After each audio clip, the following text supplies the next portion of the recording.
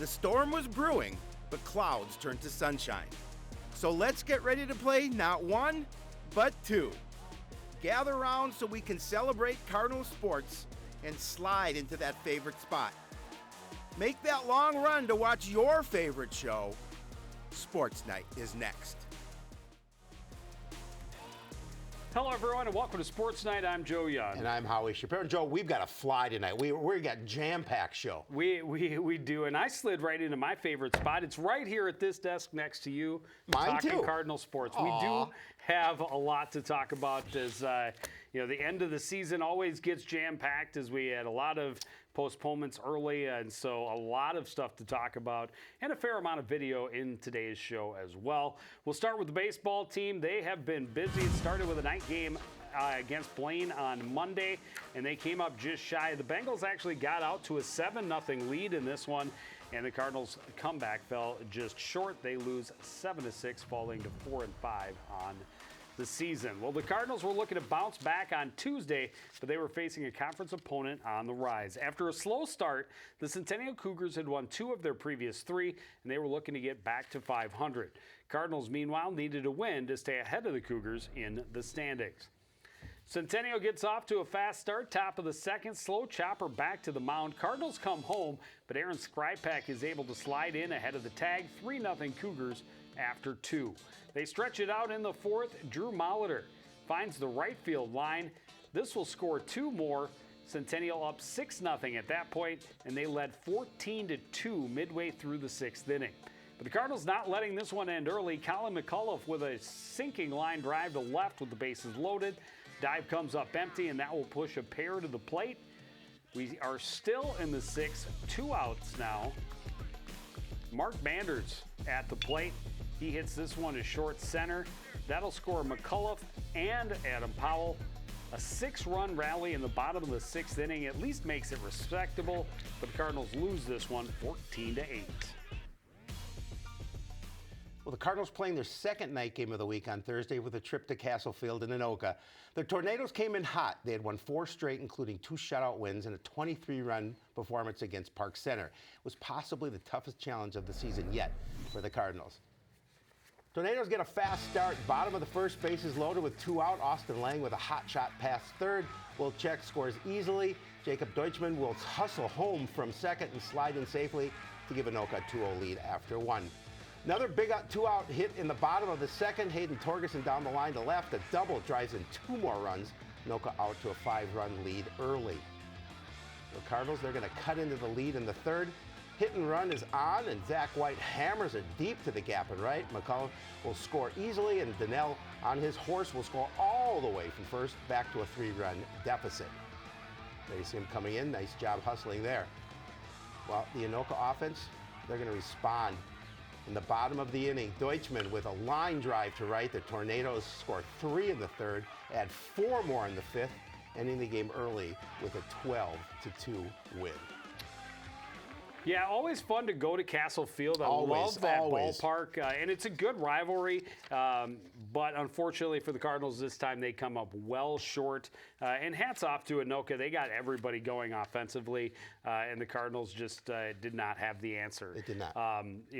One of the cool things, I saw a post on Facebook of 3 Cardinals and 3 Tornadoes who had played together in youth levels, all it's pretty cool. Spending some time at the end of the game on the field, and then went out to eat in the families, and that's just really cool. Something really special for 2 conference rivals.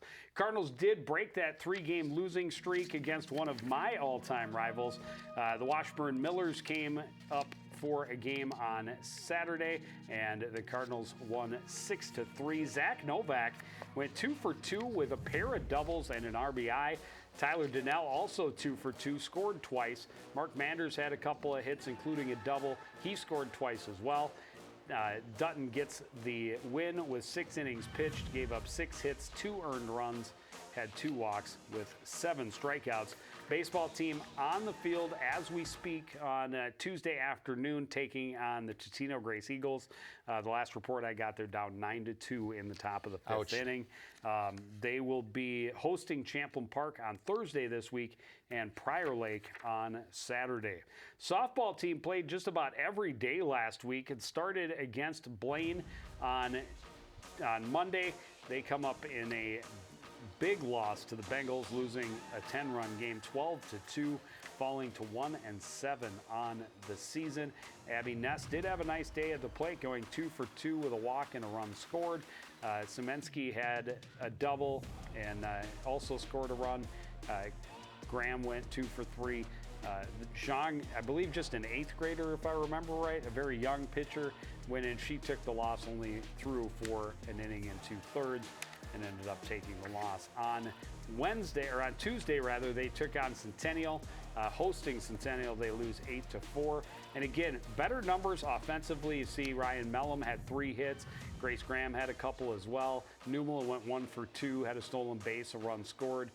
Christie and McKenzie each getting a hit and a run, but they come up well short, falling to 1-8.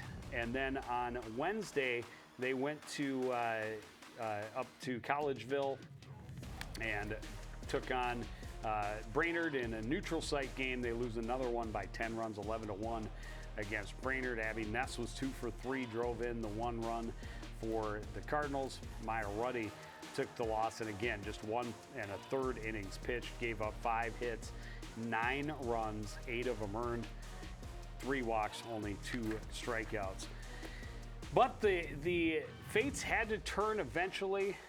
They didn't turn quite yet. They lost to Anoka 3-1, but at least a closer game in that one. Vivian Hernandez was 2 for 3. Ryan Mellum had a couple of hits. Leah Numela a couple of hits in that one. Ruddy takes the loss, a 6-inning outing at least. Much more respectable. Way too many walks, 8 walks and no strikeouts. Eventually things would change, and they changed in a big way when they went to Duluth over the weekend. On Friday, they took on Duluth East, and they blanked the Bulldogs 12-0. Zhang getting the win, 5 innings, gave up just 1 hit, no runs, 1 walk, 10 strikeouts. Very impressive. Grace Graham was the big stick at the plate, 3 for 4, drove in a run and scored 1. Hoyam had a triple, an RBI, and a run scored. Gale also had a triple. She was 2 for 4 on the day.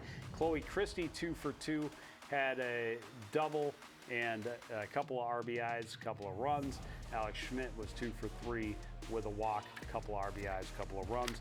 And they back it up with an even bigger blowout over Denfeld on Saturday. They beat Denfeld 14-0. Maya Ruddy went the distance, gave up just 2 hits, no runs, 3 walks, 9 strikeouts. Chloe Christie had the big day at the plate with 3 for 5 with a couple of doubles, a triple, 3 RBI, a couple of runs scored. Zhang had a solid day at the plate as well, going 1 for 3 with a double, a couple of RBIs, scored a couple of times. Always fun to see him just running around the bases and running up the score, but even more impressive to get those big outings from the mound. That or from the circle. That's really been a struggle for this team. They didn't know coming in how much strength they would have in the circle, and they've had some different pieces, and obviously playing against the Northwest Suburban, you see a lot of really good teams. Oh, yeah. It's not always easy to be dominant from the circle. Well, the fact that you go up to Duluth and get a couple of nice wins and convincing wins, obviously a lot of momentum coming back, and they know that they can they hit the ball really well there, and I think they were also struggling a little bit at the plate earlier this season, so to get out there and get some hits and score some runs, I think was important as well. Well, the Cardinals were back home on Monday, hoping to hold on to the momentum and keep the wind beneath their wings. The Zimmerman Thunder were also coming off a 10-run win, but they were another struggling squad at just 3-7 on the season. With just 2 weeks left in the regular season, every game becomes more important. Cardinals jump on the board in the bottom of the first. Jaden Gale with a grounder right back through the middle of the infield. That'll allow Abby Ness to come home from second with the game's first run.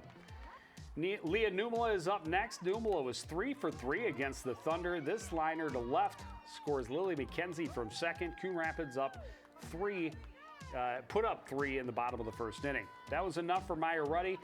She kept the Zimmerman batters off balance all game, threw a no-hitter for 5 innings, and had 9 strikeouts, just 1 walk. Cardinals get her some more support. Abby Ness singles to short left field in the 4th.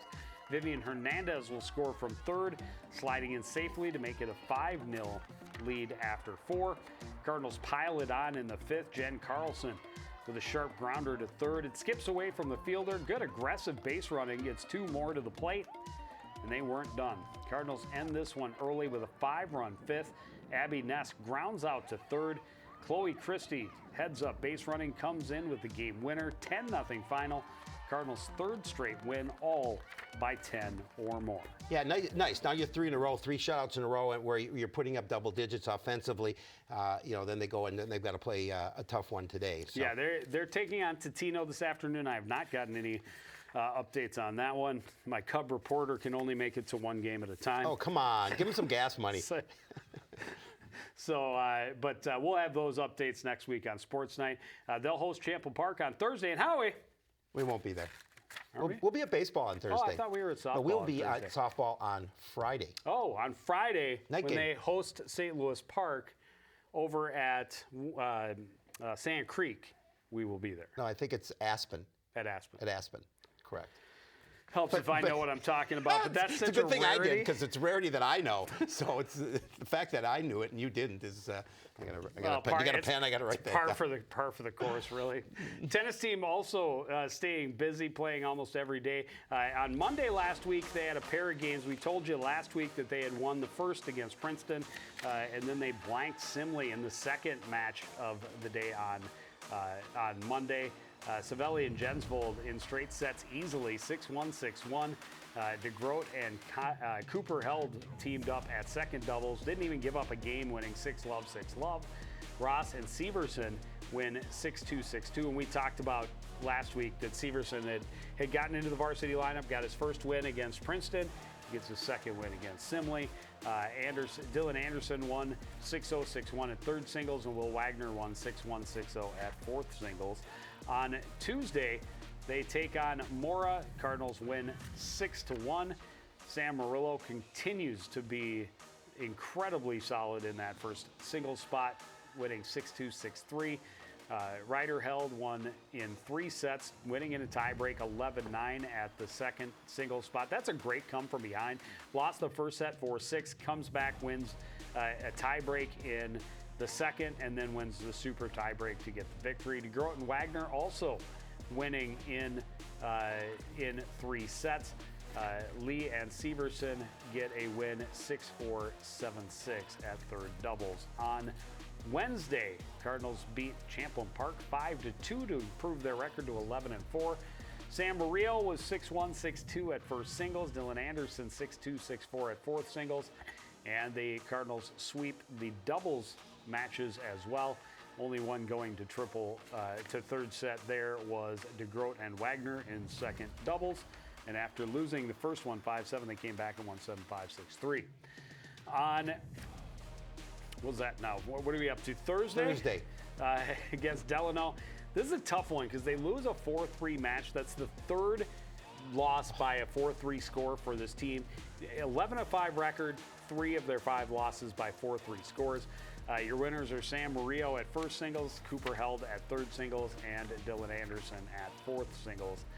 They started this week. They had to move this one up. It was supposed to be a home match at the Bob Pivot Courts in the afternoon, but because of the impending weather, they moved it up. They played at noon at the Rogers Tennis Center indoors.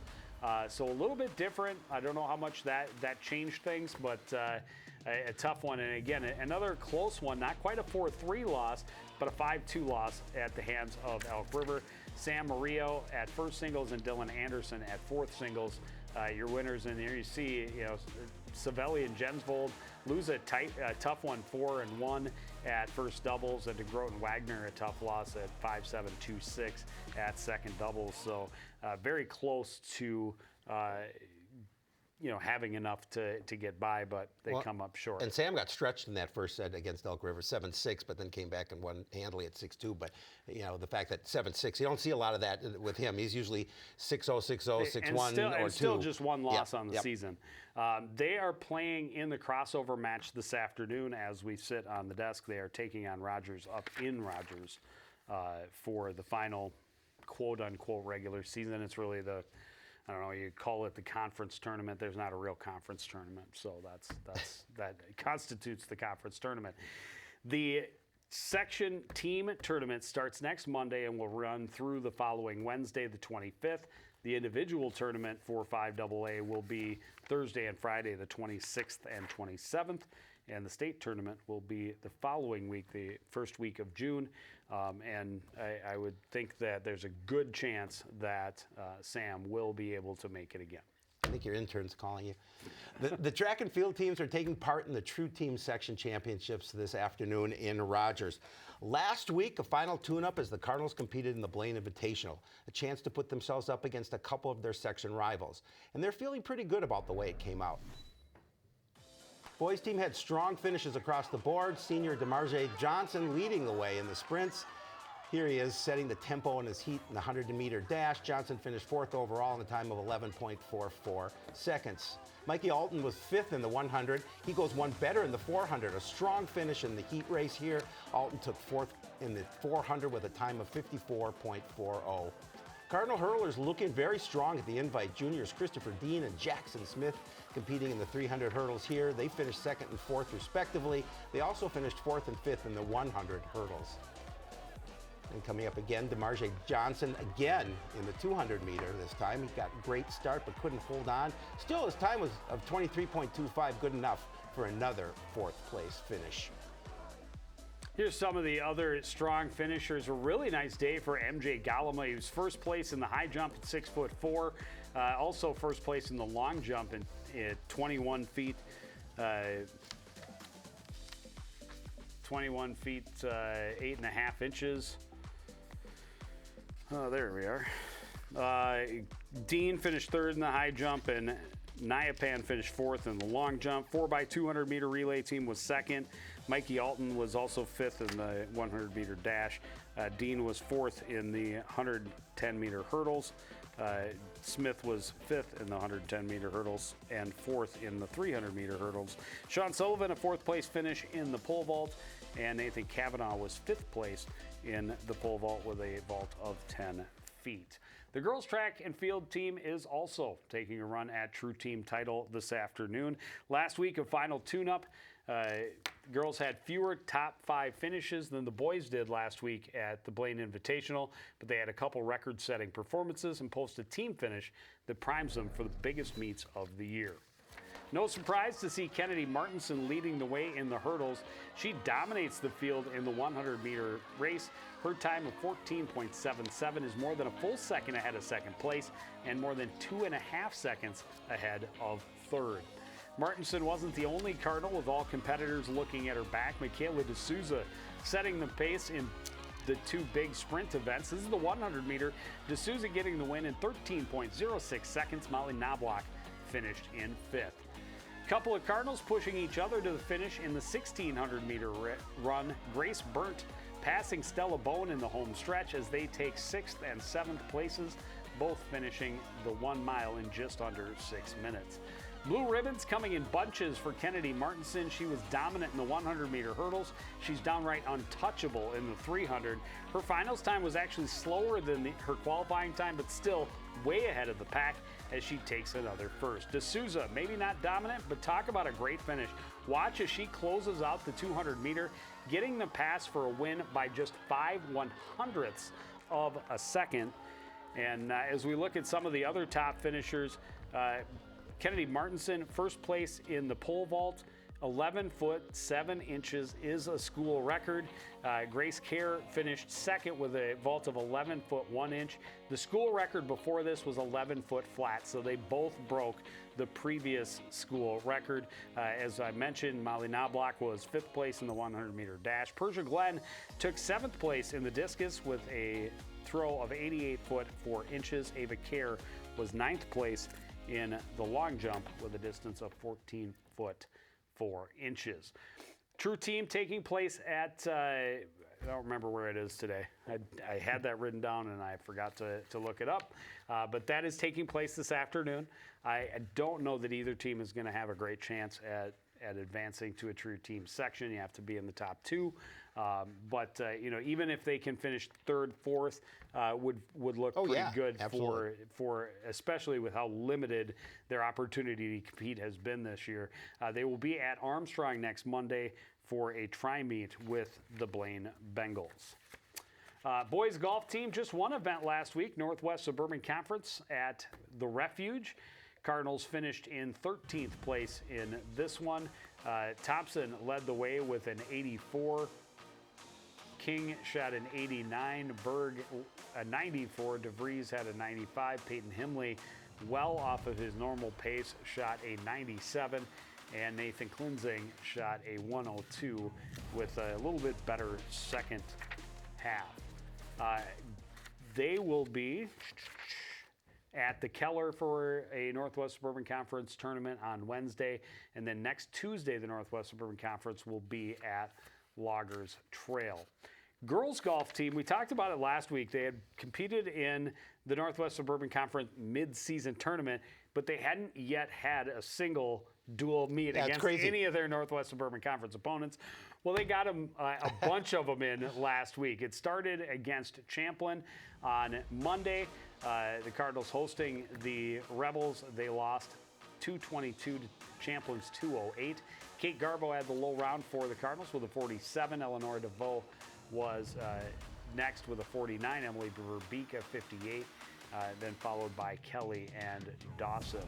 Then on Tuesday, they bounced back, and look at that. They took 13 strokes off of their score. Great. Posted 209 to get the win against Anoka's 215.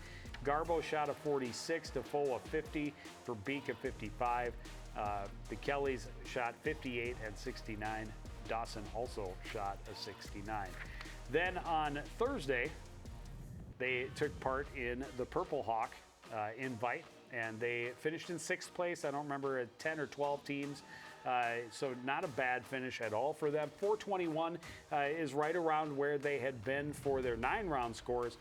So the score still pretty solid at 421. Kate Garbo, a good start with a 47, fell off a little bit on the back 9, finished with a 97. Defoe shot a 98.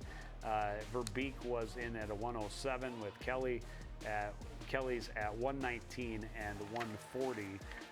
And then they took on Andover on Friday. Back home, but the visiting team at the gem of Coon Rapids, a 208, best 9-round team score of the season to this point for them. They fall to 1-2 on the season. Kate Garbo again leading the way with a 45. Defoe had a 49. Verbeek a 51. Meyer in with a 63, and Kelly with a 68. And where are we at? Oh, here we are. We're on Sportsnight. We're up to today, and that was the latest text. They did take on Centennial this afternoon at Bunker Hills on the North Course, and they put up a 216. So a little bit not where they wanted to be. A lack of focus should not be associated with the girls golf ever. So this was not a round that Coach Keeney was particularly happy about, thought they should be playing better. Kate Garbo, a solid 45, though. Eleanor Defoe in with a 56. But they need, getting Kate Garbo consistently in those mid-40s. She, I know, would like to be into the low 40s or maybe even the high 30s, but they need those second and third scorers to be at least getting down into the low 50s, and that's a trend that's the way they were trending over those first couple of matches, and just an off match today. But as we talk about all the time, what you do in the regular season is important to a certain extent, but as long as you're playing your best at the end, that is the ultimate goal. They'll be back at it on Thursday, hosting the Blaine Bengals, and then they will be at Maple Grove next Monday. Boys lacrosse team, last Wednesday, At Elk River Zimmerman, they come up with a win, 8-7. Blake Lewick had 4 goals. Henry Leff added 3. Tucker Anderson had a goal to round out the scoring. Owen Spencer had a couple of assists. They improved their record to 4-2 on the year. Well, the Catbirds are on the road again on Wednesday and looking to keep themselves rolling. This would be a tough challenge, though, because the Hastings Raiders are red hot. The Raiders have won 5 straight since dropping their season opener, but only one of the teams will get out with their winning streak intact. Raiders charged to an early lead. Ben Sargelli finding the lane and charging straight to the net. That put Hastings up 7-2 just a minute into the second quarter. It looked like they might run away with it. Then the Catbirds turn it on. Check out the move by Owen Spencer. Behind the head fake. Gets him to the front of the net for the goal. 8-4 at that point. They complete the comeback early in the third. Spencer to Harry Koval. He spins, bounces it home to tie the game at 8. Koval had 3 goals in the contest. They weren't done. Blake Lewick attacking from the right. He shoots low. He scores. That gives SLPCR a 9-8 lead. Lewick had 4 points in the game, but it wasn't going to last. The Raiders answer at the other end. Cody Niederkorn wrapping around from behind the net. He scores high, and it's tied again at 9-all. And they're going to carry that momentum into the fourth. Great passing play leads to a pretty move by Niederkorn, spinning and scoring low. That gives Hastings the insurance they would need as they hold on for the 11-9 win. Catbirds started this week's play at the Cardinal Sports Complex, hosting one of the hottest teams in the Northwest Suburban. The Rogers Royals had won 3 straight and were among the group at the top of the conference standings, so SLPCR would have their hands full. First quarter, Henry Leff with a great fake at the top of the box to find some room. He fires low and scores. That tied the game at 1 apiece. It was 2-1 after 1, but the Catbirds get even again just 30 seconds into the second. Great run by Owen Spencer to get out front. He scores up top, and it's tied again. Unfortunately, that's when the Royals would take over. Rogers scores 4 unanswered before the half. Josh running alone behind the defense scores the 3rd of his 6 goals in the game. 6-2 Rogers at the break. SLPCR never really able to threaten the lead in the second, but they keep the Royals from running away. Left's goal midway through the third made it 8-3. Royals had the answer each time the Catbirds scored. Spencer got the 2nd of his team-high 3 goals for SLPCR midway through the fourth. The Royals answer quickly, though. It's running again, this time running right to the hole. He skips it home. Rogers cruises to the 12-6 win, dropping the Catbirds to 4-4 on the year. But you got to feel pretty good at 4-4. That was a really tough Rogers squad.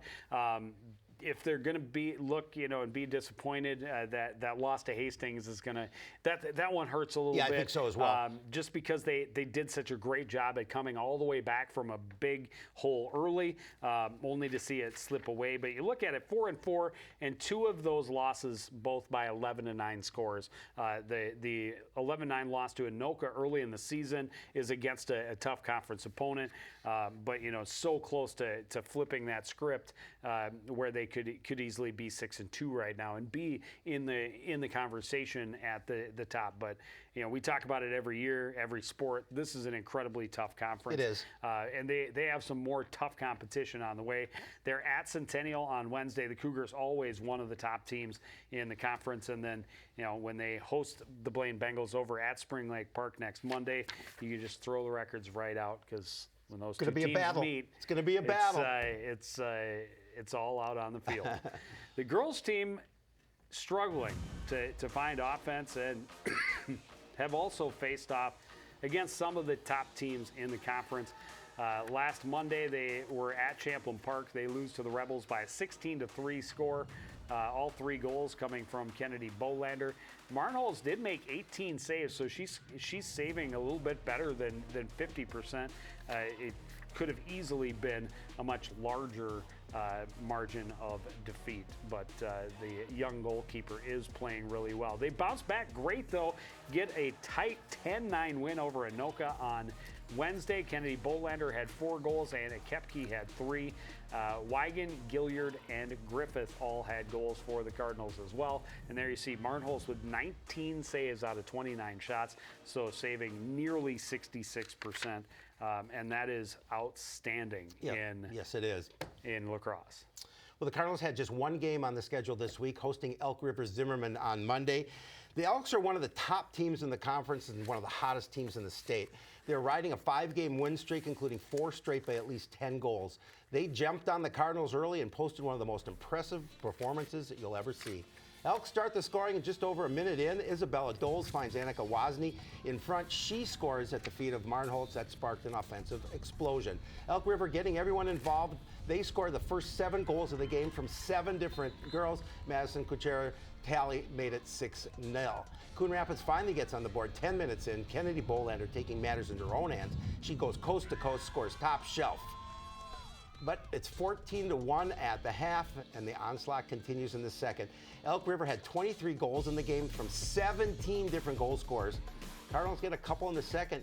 Katie Wigan scores on a free position with 2.5 minutes remaining. It's coming in here.